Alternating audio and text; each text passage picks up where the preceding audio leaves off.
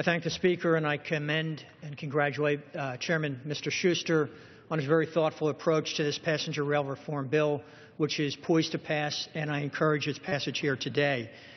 Mr. Speaker, our nation's veterans are the most highly skilled workforce in our nation's history, the product of rigorous training, an ironclad commitment to teamwork, and a remarkable ability to succeed where others might fail. It's no wonder, then, that nearly 2.5 million veterans own and operate their own businesses, creating and sustaining over 8 million jobs for hardworking Americans. However, the current pool of veteran-owned businesses is getting older, with recent census data showing that 75% of current veteran-owned businesses were age 55 and over. As this older generation of veterans look toward retirement, America will begin to lose a key driver of economic growth. We need to be thinking now about how to encourage the next generation of veterans, the more than 250,000 service members currently transitioning from military to civilian life, to take the job-creating mantle of starting their own veteran-owned businesses. And the numbers are on our side, with 1 in 4 veterans saying they are considering starting or buying their own small business. We cannot miss this opportunity. My amendment under consideration today works to ensure we as a Congress are doing everything possible to level the playing field for these veteran entrepreneurs when competing for federal contracts. It's a simple premise that my constituents in Bucks and Montgomery counties, Pennsylvania, know and understand as fairness to veterans. The amendment is straightforward.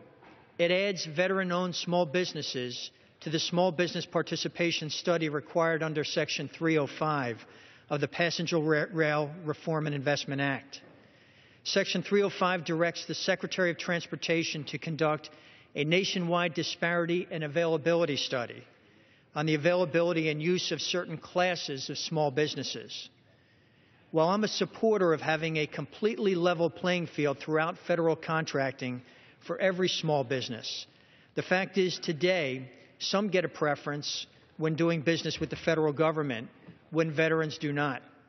This amendment begins the process of addressing that discrepancy.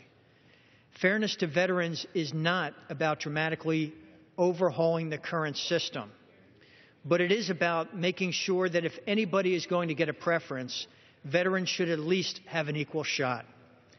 Adding them to the study included in the Passenger Rail Reform and Investment Act will give the Department of Transportation a better understanding of the availability of veteran-owned small businesses to help rebuild our crumbling rail infrastructure and hopefully help highlight the benefit of embracing veteran-owned businesses in all future federal infrastructure projects.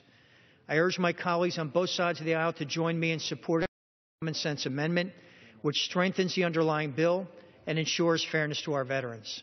Thank you, Mr. Chairman. Does the gentleman reserve?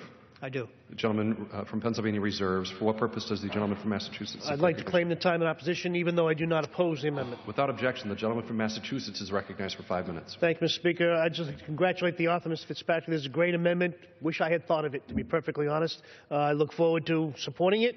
And with that, I yield back.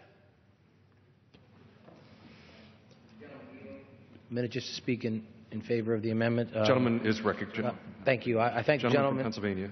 I thank the gentleman from Pennsylvania. His amendment would ensure that veteran-owned small business be considered when they're looking who has historically participated in federal funds on all projects. So I strongly support hiring of veterans. So I appreciate Mr. Fitzpatrick for offering this bill, and once again, it will strengthen the bill. So I support it and yield back. Gentleman yields back. Gentleman from Pennsylvania is recognized. Well, I thank Mr. Capuano and Chairman Schuster for their support of this amendment. Like the previous amendment, there's no cost to including veteran-owned small businesses in the participation study, no cost to the federal taxpayer, good for our nation's veterans and their own businesses. I encourage my colleagues to support this, and I yield back. The gentleman from Pennsylvania yields back the balance of his time. The question is on the amendment offered by the gentleman from Pennsylvania. Those in favor say aye. Those opposed say no. In the opinion of the chair, the ayes have it. The amendment is agreed to.